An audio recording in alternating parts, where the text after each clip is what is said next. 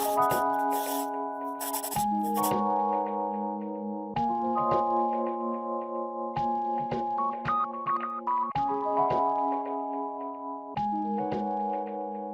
everybody. Welcome back to the Dreaming Forward podcast. I'm your host, Kalyn Wilson. And of course, this is our episode called Dear Little Sis, where I spend time talking about all the things that I wish an older Black woman had told me when I was a younger Black woman just starting in my career. We've been spending a whole month talking about workforce planning. And in particular, we spent last episode speaking about succession planning. Succession planning, of course, happens on the managerial level and, of course, with HR. But I would be remiss if I did not tell my little sisters on how to position themselves for succession. You should always have a view of what next looks like in your career. And next could be any number of things. Next could be a promotion. Next could be a lateral move. Next could be out of the company. Next could be to a different location within that same company. It's up to you, but it does take preparation and it does take foresight. What would it look like to prepare yourself for next? Name a time when you prepared yourself for next. What was the outcome? I know from my own career, I was always really good, even going back to childhood, at setting goals and achieving them because I would work really hard. Plus, the blessing of having some pretty fortuitous events happen and synchronicities that would occur where I would meet a person at the right time to do the right thing. But I was about 32 before I realized that I would always get tripped up because I would get this favor from people that my friends and sometimes my colleagues wouldn't get. And I would allow their disparaging remarks to cause me to step away from some opportunities. So I remember when I was in undergrad and I had the chance to pick this really dynamic major that is actually what I do now, which is organizational psychology.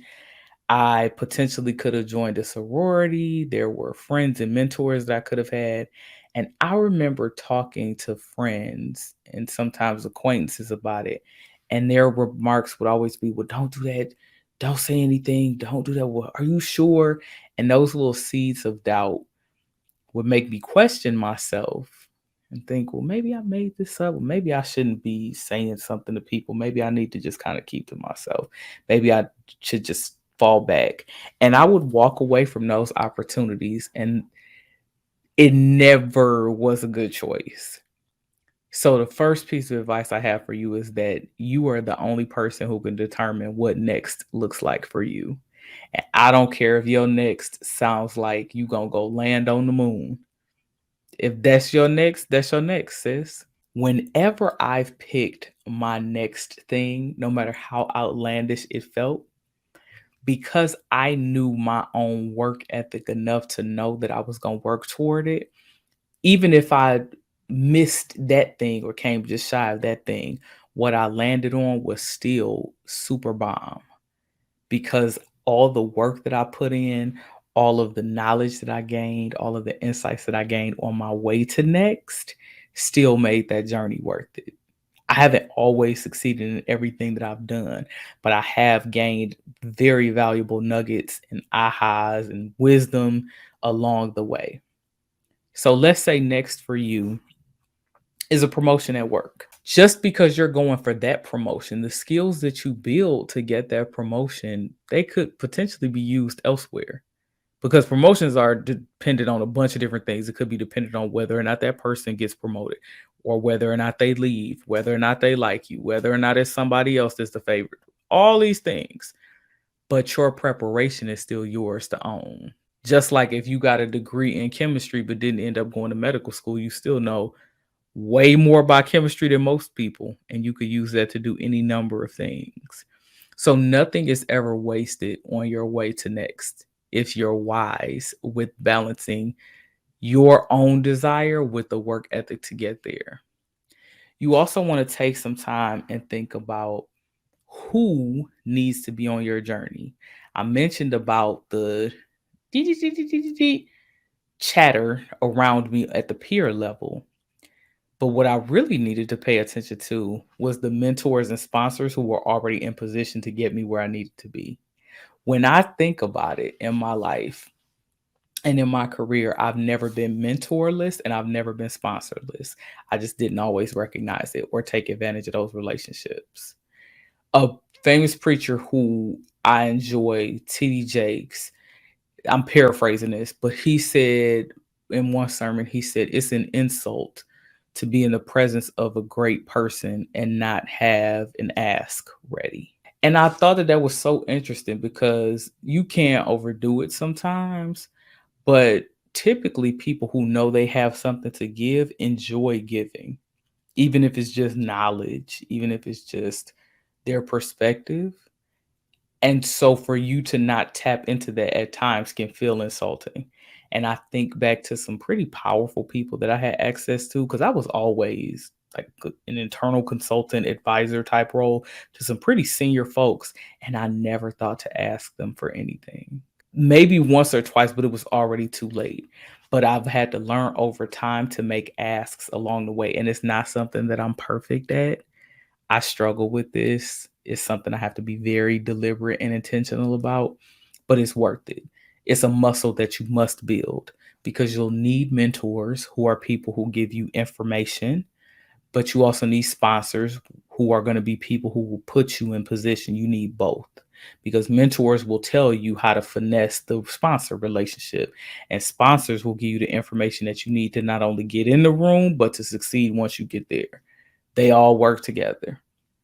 And people who have power and influence, unless they are extremely toxic, but for the most part, they like their ego gets a boost from being the person to position somebody else for next.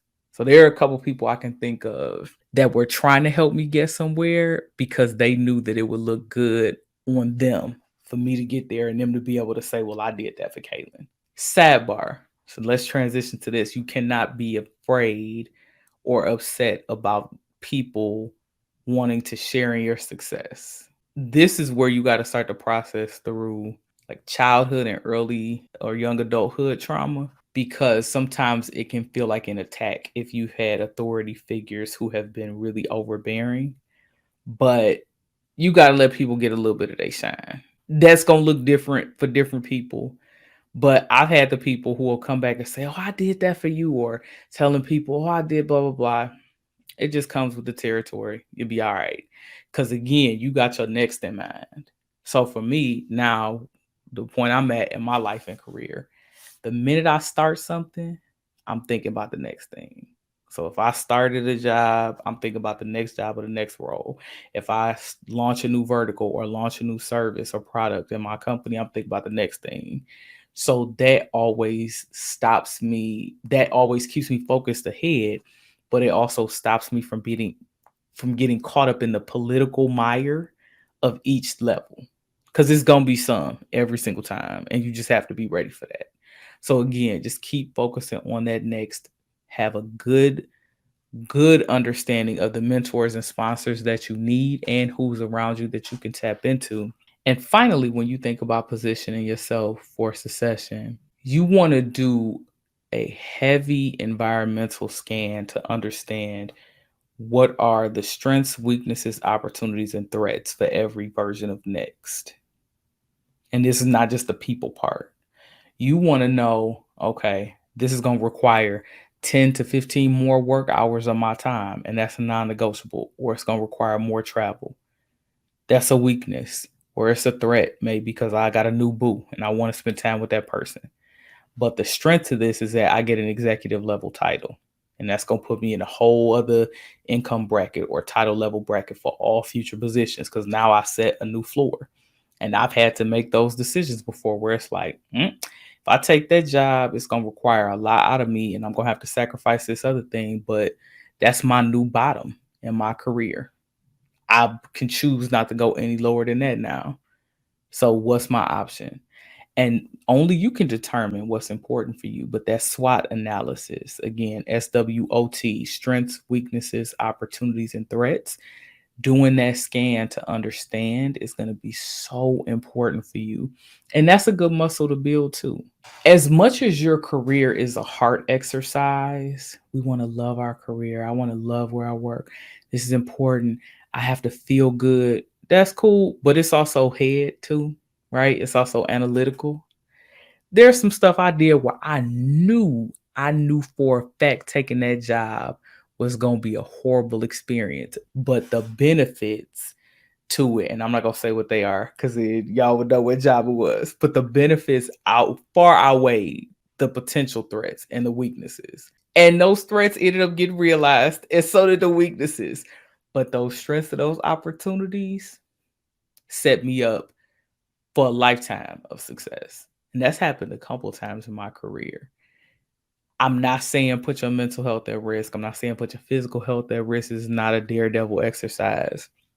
But I am telling you that sometimes it's worth it to be a little miserable for a second to get to some other thing you need. And that could be because it's a job in a particular location, it's a job with a particular company name, it's a job in a particular industry. Maybe that's your break into an industry where you've been struggling to break in. Maybe they have tuition reimbursement, maybe they have student loan repayment, maybe it's closer to your family so you could be near your loved ones. Maybe it's that the hours are better so you can be able to pick your kids up. Whatever it is, it could be any number of things. Everything is not going to be sunshine, roses, and kisses, period. And I know we on this whole like soft life track, and I'm only manifesting that for my highest good. You know what? Sometimes your highest good is eating crow for a minute. You'll be all right. You'll be okay. Because again, what you gain from those things is going to be super important. I always tell my coaching clients, you work for one of four reasons or a mix of the four: prestige, title, money, or skills. You either work in some place because you like the prestige of that company or that particular industry. You work in there because you get a certain job title that you want or need. You work in there because you get a certain amount of money that you need, or you work in there because you get to build certain skills, and it could be a mix of the four too. That's it. That's what you're working for. That's what you're working for. So there are some companies that I went to because I just said, you know what, I need to have like having this company's name on my resume or in my portfolio. It's gonna put me in a whole other stratosphere, and it did. Some places I went because I said I just need this. I need a title jump. My title is too low for the level of education experience I have, so I need to make this jump. It worked. Some places I went and I got major pay increases, 50, 60%, sometimes 100%. It worked. I didn't need to stay there long. I just needed to set a new floor. And sometimes I went places because the projects I would get to work on or the people I would get to work around helped me build all new skills that work too. I never studied HR. I've never studied HR. Everything I learned about HR until about a few years ago, like when I started the master's in IO Psych, that was the first time I had formally studied HR. Everything else that I learned about HR, I learned on the job and through my own self study. Everything. Because I would take jobs and it would be some wonky title, but I had a gift for some particular thing that some leader needed. And so they would come put me on projects or ask my opinion on stuff or bring me into rooms. And so I would learn, and then I would talk to this person and work on this. And so I learned about this, and I learned about communications, and I learned about executive communications, and I learned about reporting, and I learned about HRIS, and then I got a chance to learn about compensation. And then, oh, now I'm doing recruiting work, and wow, look at this. Now I'm getting to work with collective bargaining agreements, right? All of these things you pick up, but the job sucked. My managers were terrible a lot of times, but I had the benefit of pulling together skills that have taken me to great heights in my career. And they are a distant memory. Some of them people, I don't even remember their name, but I got my skills though, or I got my money, or I got my title, or I got the prestige of being able to say I work at that, that, that. If you look at LinkedIn, it's a reason why people like putting X such and such or X such and such. That's prestige at play. When you see people say things like, oh, I'm not getting paid less than blah, blah, blah, that's money at play. When people say executive, blah, blah, blah, or such and such leader. That's title in that play. Everybody is doing it. It's necessary. So you have to think about your ratio on which of those four is going to be most important. And then make a determination about what is your hard limit. Because I'm not saying you should just, again, push yourself into the ground. Everybody has a limit. But sometimes our limit is not as low as we think it is. And sometimes there are ways we can navigate around stuff until we extract as much of it as we can. Like if you think about a mango, if you like me, my grandma used to say I always wasted food. I eat something and it'd be so much pulp left on that little piece of fruit. And then other people, it's like, how in the world did you get down to this little white seed? Like, what is going on? Because they were determined to extract as much from that mango fruit as possible. Meanwhile, I'm just chomping on the little outer layer. It's the same thing in your career. What is the most that you can get out of something? And so while succession planning does typically focus on titling, meaning who's going to be the next manager or leader, if you are identified as a potential successor or somebody that's high potential or emerging, the skills, sometimes the money, sometimes the prestige that you get from being able to work on certain things, sometimes they'll send you to training programs just to get you ready just in case. Take all of that. Look for all of that. Because you could use all of that. It might be 10, 15 years from now. There's stuff I learned to do back in 2010 that I'm just now able to really put to use. I'm like, oh, okay, I see how this fits. So you never know where your career is going to take you and what you might need, sis. So you got to be ready. Again, just to recap, you want to position yourself by doing that SWOT analysis and that scan of what's happening around you. You also want to make sure that you understand what's your goal. What are you going for? Is it title, prestige, skill, or money? You want to make sure that you identify the right mentors or sponsors along the way. And then you also want to make sure that you close out and drown out the voices, especially at the peer level, of folks who can't help you do anything. They can only distract you. Where do you think is your greatest area of opportunity right now in positioning yourself for succession? What would it look like for you to position yourself? What's one thing that you could do? We at the beginning of a brand new year. I love New Year so much. What's one thing that you could do this month or this quarter in Q1 to position yourself? What would that look like? Who can help you? Who could hinder you? What do you need to get there? Think about it and let me know below. I'm looking forward to seeing you all next month. Again, Happy New Year. I'm so excited. 2023 is going to be amazing for all of us. Looking forward to seeing your comments. Please be sure to like, share, and subscribe. And I will see you next month. Bye, y'all.